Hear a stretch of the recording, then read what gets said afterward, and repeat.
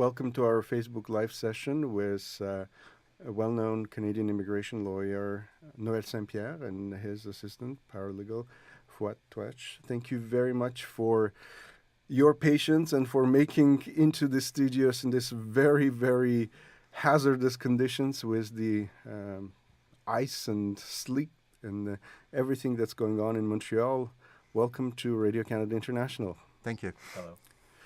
So, Maitre Saint-Pierre, let's start with a brief description of Canada's immigration system. What should people know when they're thinking about immigrating to Canada? I'm not sure you can actually give a brief description. Canada historically had a point system to select its immigrants. That sort of fell apart. There were many more applicants than could be processed. And what used to happen was that, in fact, a lot of them were never processed. They closed the files and people had to start all over again, pay the fees again, and so on. The point system, it means that you are judged based on your education level, knowledge, French, English, your age, to a certain extent family structure could be taken into account, knowledge of Canada or relatives here, and your professional experience. Quebec has its own immigration program, which still uses that to a great extent, what is called qualified workers. However, in the last few years, what we're seeing more and more is that Canada is going towards much more of a temporary immigration program. In other words, people who are hired by an employer who would have to show that it's very difficult to find someone in the local job market. And what's happening now is that these people basically get a privileged route to permanent immigration under what is called either Canadian experience or Quebec experience. So because of that, we have many more programs right now. There's one in English Canada called Express Entry. Quebec still has an investors program. Quebec, with its Quebec experience, will accept either workers who are at a technical or professional level or even students who finish a degree here. In Canada, the similar program is only based on work experience. So there are a number of programs, and it's pretty complicated for someone who is interested in Canada, basically to figure out where he or she would fit into all of this. We also have programs for young people up to the age of 35, in certain countries 30 in others, to get a temporary work permit. For example, there are a lot of people from France who are here, even countries like Chile, Spain, Greece, and so on. And then they get some work experience that sometimes opens the door to a permanent immigration status. So there's all of this, okay? And it's because of that, it's actually quite complicated. And a lot of our work right now in Fouad spends a lot of his time just basically trying to see how our clients or potential clients could fit into these different categories. What are some of the things that you take into account when people contact you with questions about immigrating to Canada? Well, first of all, age, professional experience and education, and of course, knowledge of French and or English. Now, these are the what's called the economic class immigration. There's also the family class immigration and the refugees. Yes. Can we talk briefly about these two classes? Okay, I'll start with the refugee class because we have people who, if they are able to arrive, we have a procedure that's been in place for a couple of years now, where in fact you arrive, you make your application, and 60 days after that, at the latest, you have your hearing. So it's very quick. And it's become a lot more complicated at the front end because what I have to do is basically sometimes even work with people who have not yet arrived. So that they arrive, they come here with evidence, documentation to show the problems they've had. Give you an example, a woman teaching a university level in a country like Algeria who is not particularly Islamic and has a lot of problems, harassment, threats, and so on, both from students and people on the street. And the type of evidence that she would have to bring before she arrives in Canada. So there's a lot of work that we do at the front end. We sometimes actually have people come into the office where we have to sit down with them and try to figure out which program they would fit into. We have a case, for example, of a man from Mexico who denounced corruption and had a lot of problems.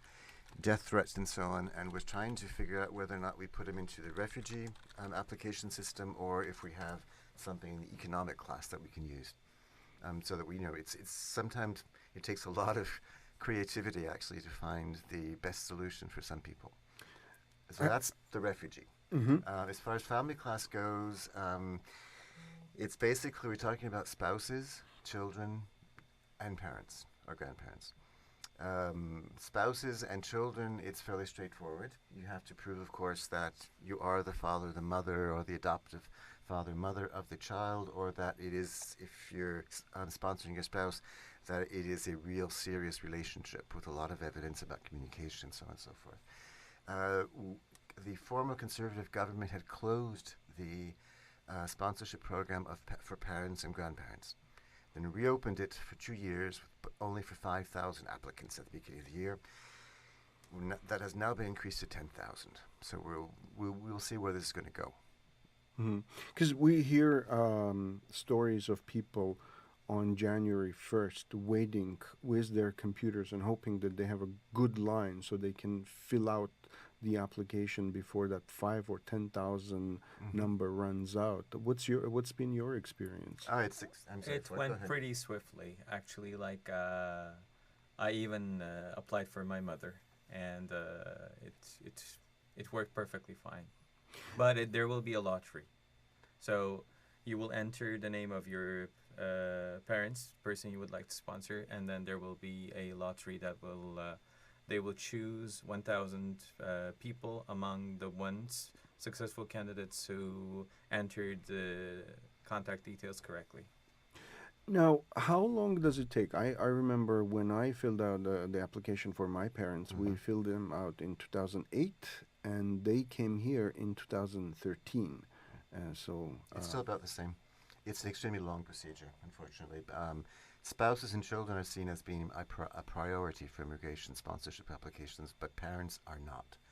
On top of that, if your parents are already of a certain age and the procedure takes 4 or 5 years, they will likely develop some health problems, right? Diabetes, whatever, and then there will be another medical exam they have to take, and eventually sometimes they're refused because they would be a burden, quote unquote, for the Canadian health system.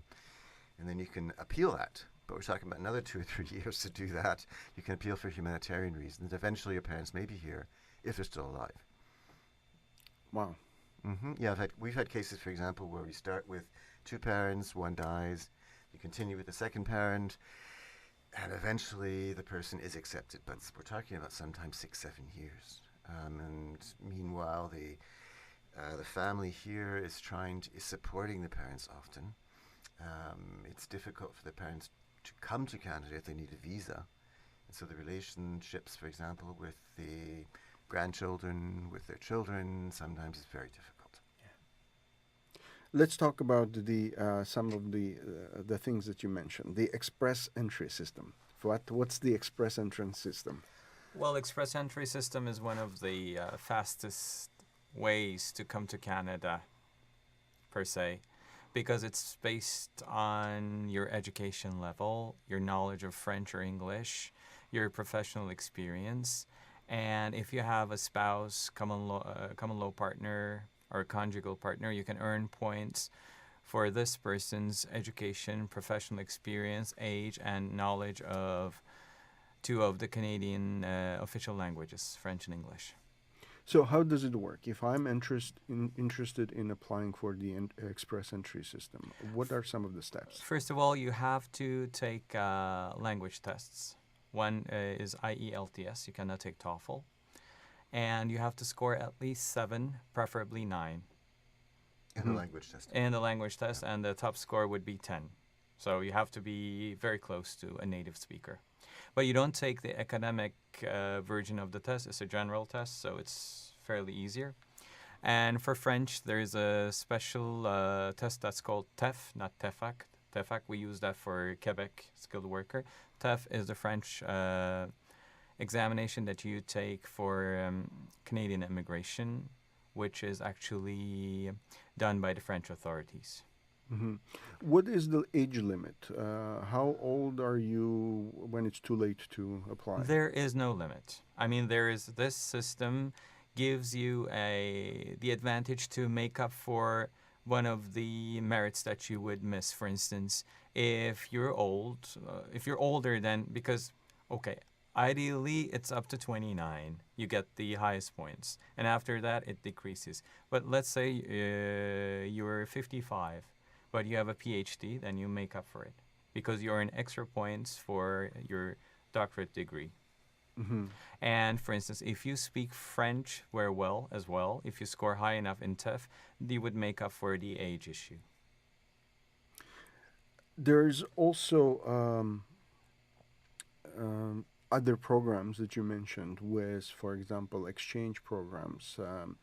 If you walk anywhere on the Plateau de Montréal, you hear a lot of French. Uh, how are these people coming, and what awaits them here? Okay, there are actually two programs especially for people in France.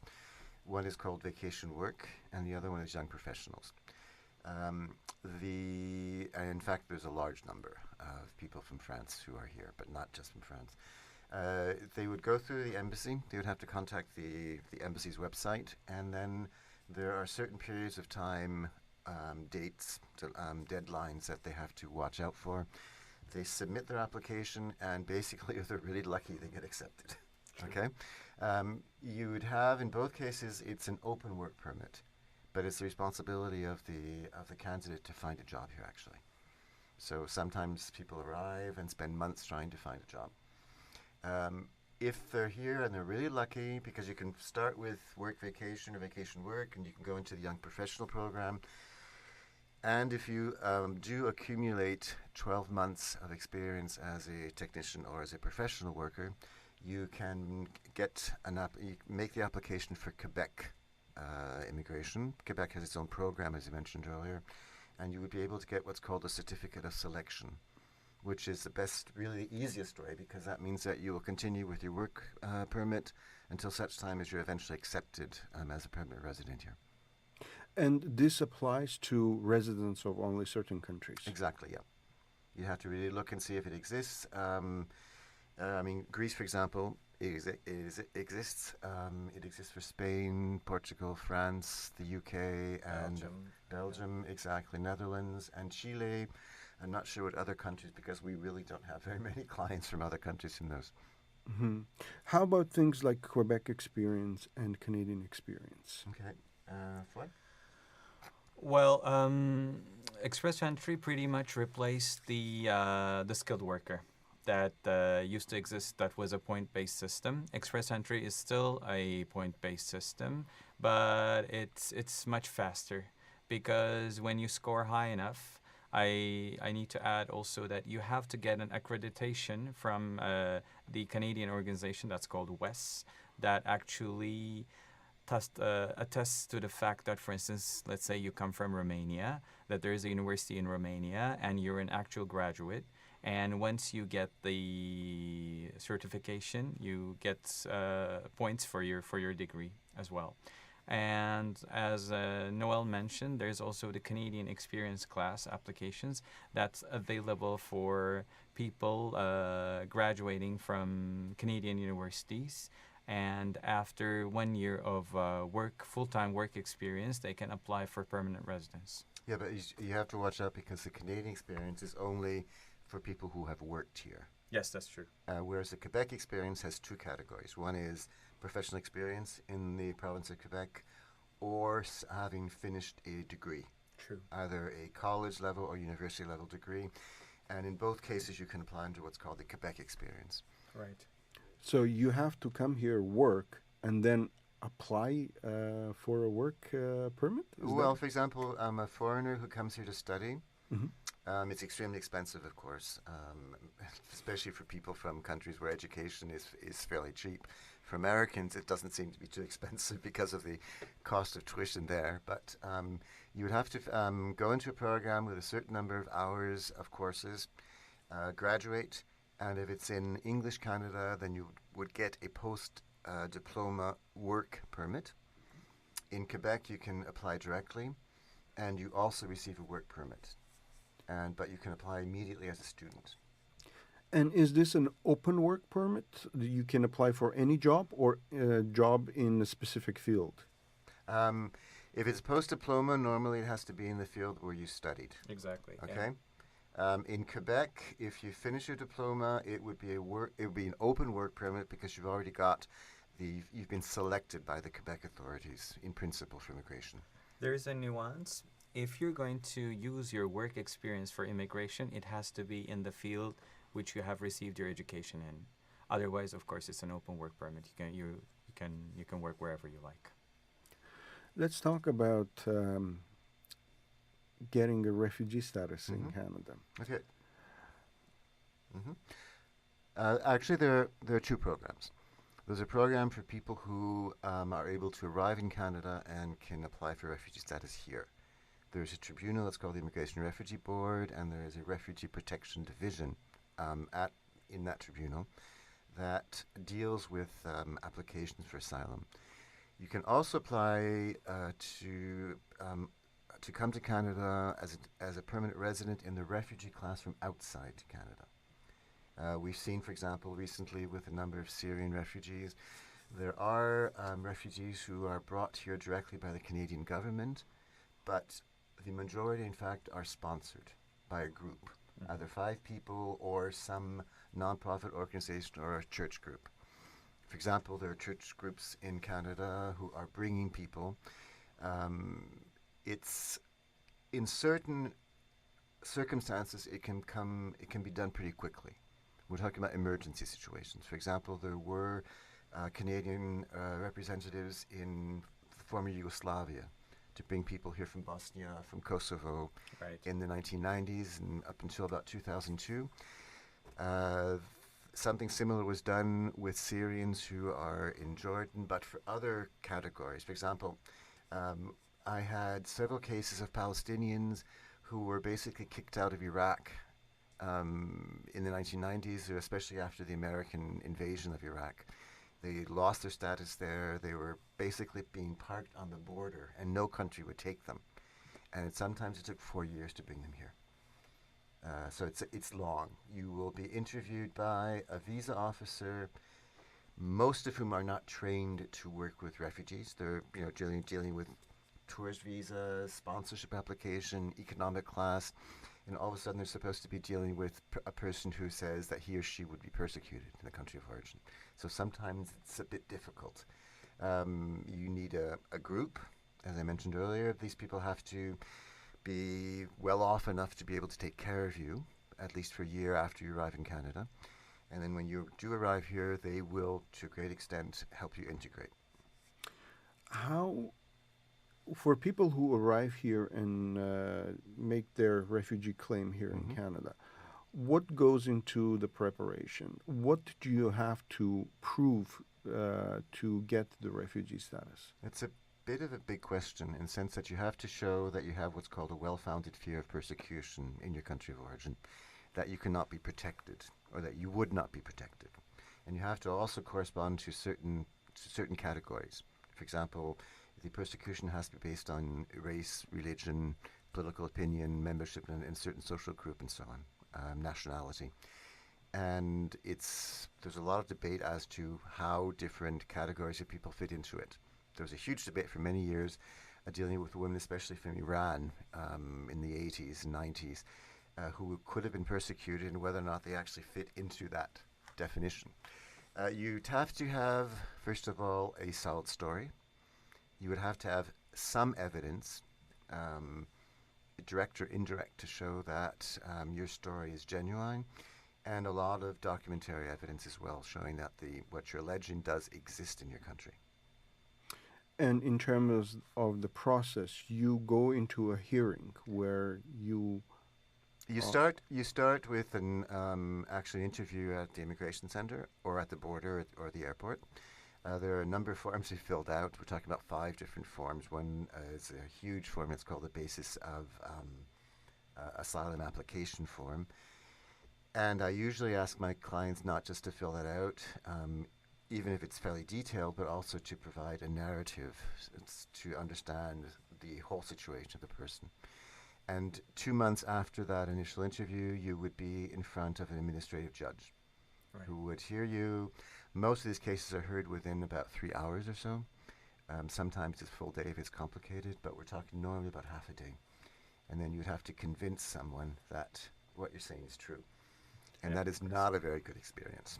I mean, for example, we're often dealing with people who have suffered forms of trauma, sometimes torture, sometimes sexual abuse, and just understanding, even catching that sometimes is a huge issue, because a lot of people do not want to talk about the fact that they were humiliated or raped. So even noticing that and then bringing it out. There are women, for example, who are victims of domestic violence, and you have to sort of what we call reactivate people's memories, so that they will in fact be able to remember events that they've often pushed so far back in their minds that they can survive on a day-to-day basis. So, and unfortunately, we do not have a lot of time to do that. There are cases, for example, of people who are members of sexual minorities. If you come from a country where you would be potentially killed by society, by your family, arrested by the authorities, thrown in jail, you're not likely to be able to talk about it, even if you know that homosexuals, for example, are fairly well accepted in Canada. But just mentioning the word is something that is really difficult. Just using the words like homosexual, gay, lesbian, bisexual, trans, for a lot of these people, it's impossible even to mention the word. And I mean, we've had a lot of cases from people from countries like Lebanon, Syria, Egypt, North Africa, even some Latin American countries, where in fact you almost have to tell them how to say things. So, and unfortunately now we have a system where I've only got 2 months to do that. Yeah. We have a question from a viewer in Cameroon. Joël Honoré Kouam writes, now that the situation has changed in Syria, what will the Canadian government do about welcoming of refugees to their country? And do you think that one day they can go back to their country? Have you, in your practice, have you seen any changes in the way the Canadian government approaches the refugees in Syria? Not yet. I mean, we've basically slowed down the acceptance procedure. For example, Quebec has shut off its program temporarily. Part of it's because it's a huge task just to help people to integrate, to get into the schools, language classes, everything else that's necessary. I don't think that we will, for the moment at least, look at the situation in Syria as really being changed. Not until there's some long-term solution.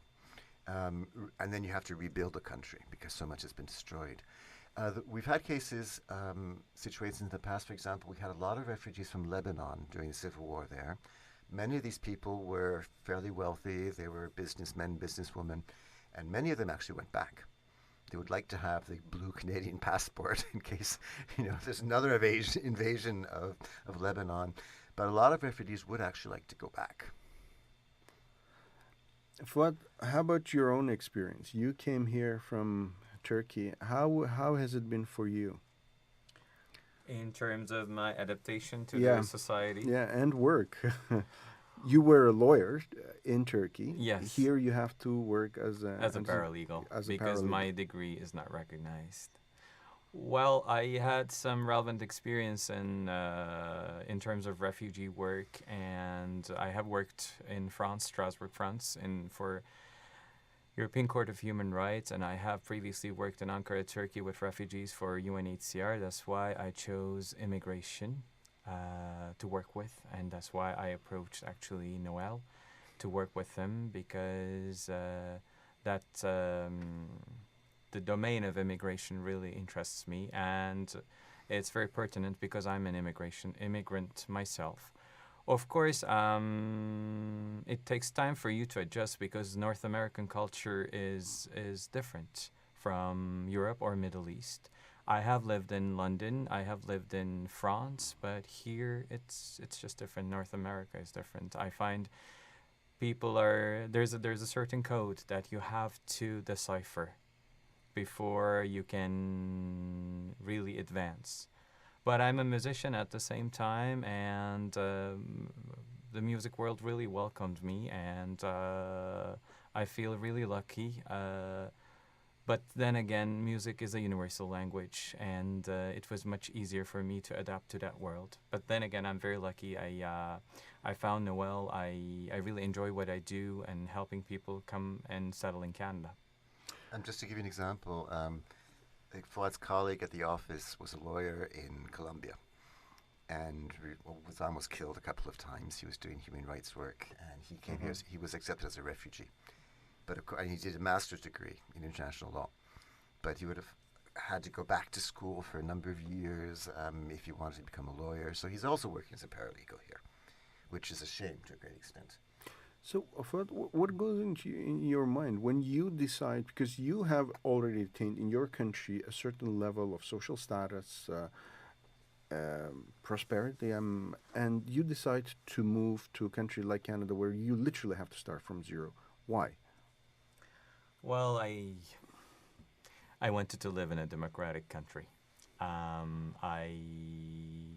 I didn't really like the golden cage that I lived in. Yes, I had a great standard of life, wonderful circle of friends. But then again, I had trouble seeing my future clearly, so I wanted to opt for Canadian citizenship, which would provide me a better future. And then again, I also wanted to become a musician, so I came here and I realized my dream. I think I should stop this. You've been so generous with your time today. I want to thank you very much, and we'll let our listeners and viewers know that Noël Saint-Pierre and Fuad Touach are practicing here in Montreal. And if people have questions for you or want to get in touch with you, how do they do that? What? Well, they can always email us, and we have a website. We have a Facebook page. It's Noël Saint-Pierre Avocat. They can reach Noël directly, or we have a website as well. When you type in Noël Saint-Pierre Avocat, plural in French, and that's our website. Or directly, if you type in my name, Fuad Touach, on Facebook, or just Google my name, you can easily reach me. Also, we have a LinkedIn page, both for Noël and me, and they can contact us through that channel as well. Just have to watch out that my last name is written Saint-Pierre, okay, and not St period or dash. Okay. Yeah, we'll put a link to your Facebook page. We've already put a link, so people who are already watching this, they know this. And once this comes out in its more recorded form, we'll make sure to put a link to your website. Okay. Of course. Good. Thank you very much. Thank you. Thank It was you. fun.